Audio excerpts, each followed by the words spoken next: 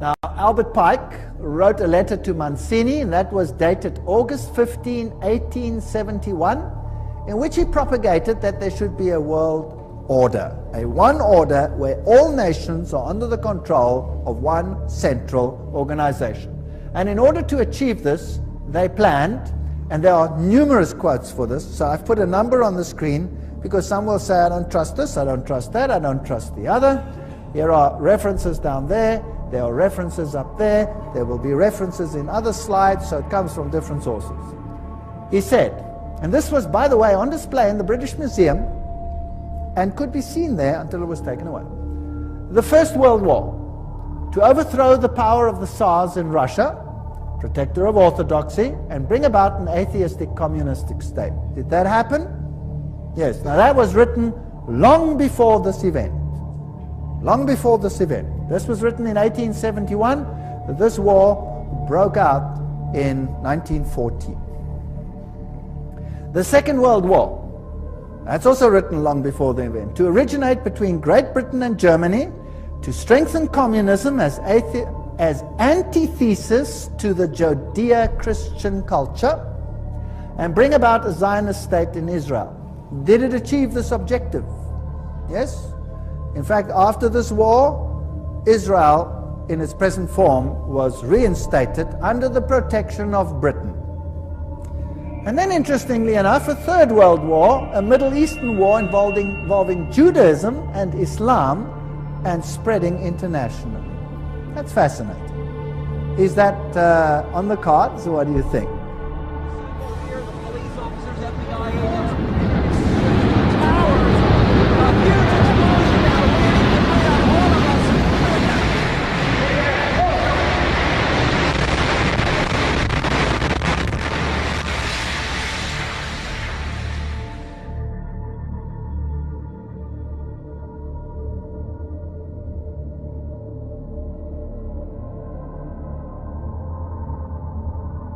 Certainly sounds like we are on track. Well, here's another quote, just in case people don't like that quote. Mazzini with Pike developed a plan for 3 world wars so that eventually every nation would be willing to surrender its national sovereignty to a world government. The first war was to end the Tsarist regime in Russia, the second to allow the Soviet Union to control Europe, the Third World War was to be in the Middle East between Muslim and Jews and would result in Armageddon. Interesting. Now, how were they going to do it? Let's read what Albert Pike wrote about these wars and how they were going to be unleashed. He wrote, quote, "We shall unleash the nihilist and the atheist," so the destroyer and the atheist, "and we will provoke a formidable social cataclysm which in its horror will show clearly to the nations the effect of absolute atheism. Origin of savagery and the most bloody turmoil. Then everywhere the citizens obliged to defend themselves against the minority of revolutionaries will exterminate these destroyers of civilization, and the multitude, disillusioned with Christianity, will receive the pure light through the universal manifestation of the pure doctrine of Lucifer.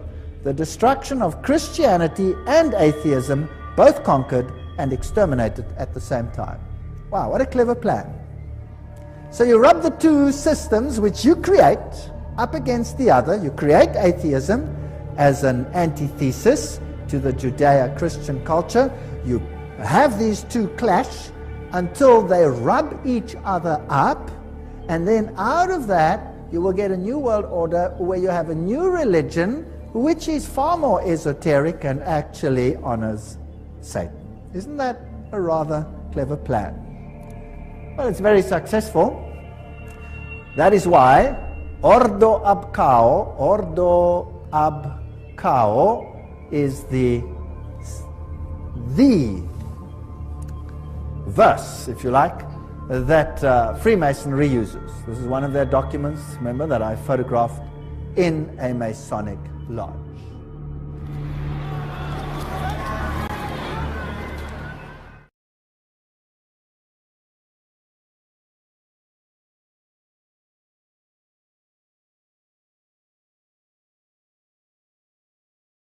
Look at his clothes. He's not Iraqi. Ra'ed points out. It's not his real name, speaking to us on condition we conceal his identity.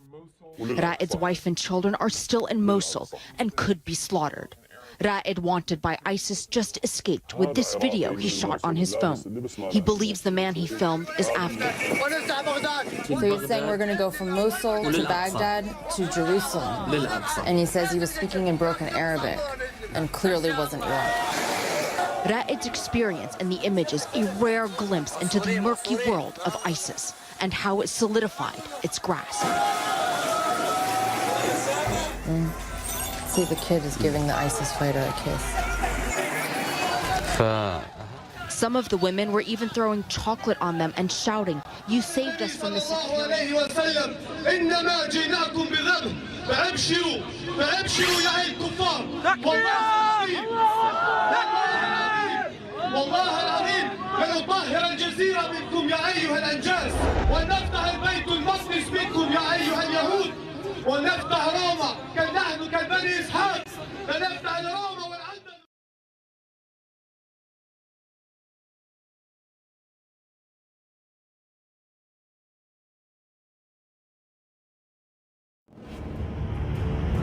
When countries in the alliance are threatened, the message is we have the ability, we have the will to protect the territorial integrity of the NATO alliance.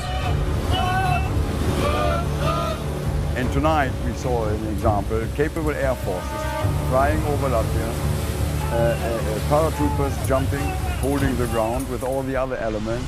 And I think if I were a taxpayer here in this country, I would have said that is good results. When Ukraine crisis escalated, Latvia and also all Baltic countries asked the NATO to increase the NATO visible presence here in our region. Now we've got to shift, and we've got to shift towards operational preparedness. We've got to be prepared for what's next after Afghanistan. As I said before, we don't know where this next crisis is going to be. So we've got to plan against every contingency. And what this truly gives NATO is it shows tactical interoperability amongst our allies so that we can deploy and accomplish any mission given to us. Interoperability means militarily that we can work together, that we understand each other, that we have the same procedures and the same tactics, and we practice it together. And tonight we have seen soldiers from 10 nations working together, and we saw the results. It was perfect.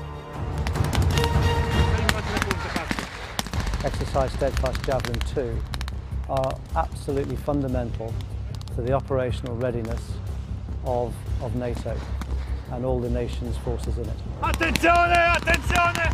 Non andate dietro l'obiettivo! By definition, if you are in an alliance, you need to train as an alliance with all the members of the alliance. Because if you don't do that, you're not going to be interoperable, you're not going to be effective, and you're not going to be able to deliver your mission. To everyone who thinks bad things, watch out, do not attack NATO, because you will be hit afterwards. We will strike you and we will battle you down. So better you do not attack. I think this is our message also. That goes to everyone.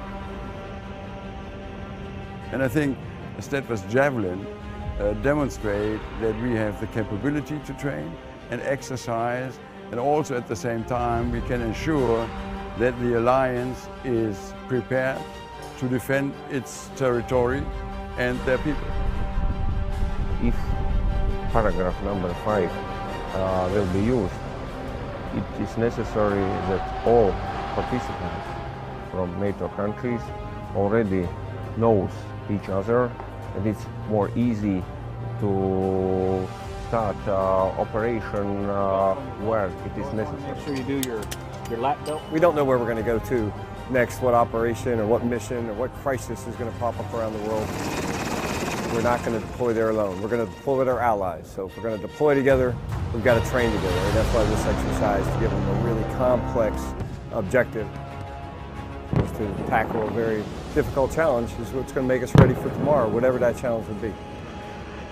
But I'm convinced, as a NATO officer, together we can achieve great things, and tonight it would not be possible without those elements from Italy, Latvia, Germany, Poland and all the other nations to be successful. When we're going to be needed, our nations won't ask if we're ready. They're going to expect it. And I think you saw here tonight that we're ready.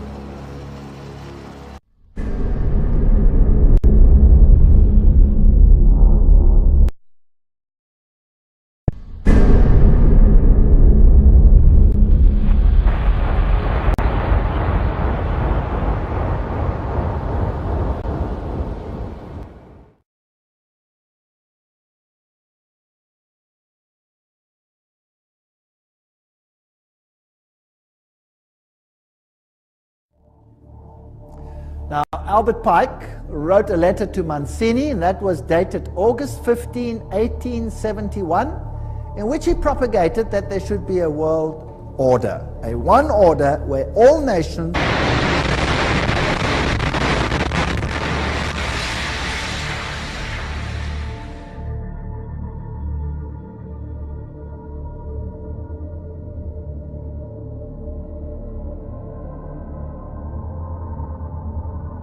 certainly sounds like we are on track.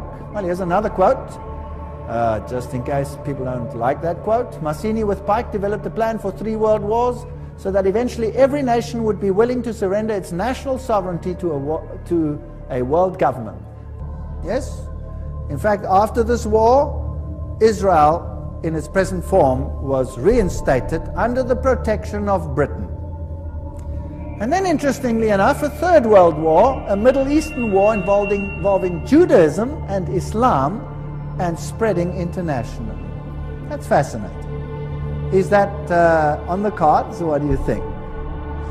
Here, the police officers, FBI agents, towers, a huge explosion now waiting to bring out all of us. And bring about an atheistic communistic state. Did that happen? Yes. Now that was written long before this event. Long before this event. This was written in 1871. This war broke out in 1914. The Second World War. That's also written long before the event. To originate between Great Britain and Germany, to strengthen communism as antithesis to the Judeo-Christian culture, and bring about a Zionist state in Israel. Did it achieve this objective? So under the control of one central organization. And in order to achieve this, they planned, and there are numerous quotes for this, so I've put a number on the screen, because some will say, I don't trust this, I don't trust that, I don't trust the other. Here are references down there, there are references up there, there will be references in other slides, so it comes from different sources. He said, and this was, by the way, on display in the British Museum, and could be seen there until it was taken away. The First World War, to overthrow the power of the Tsars in Russia, protector of orthodoxy,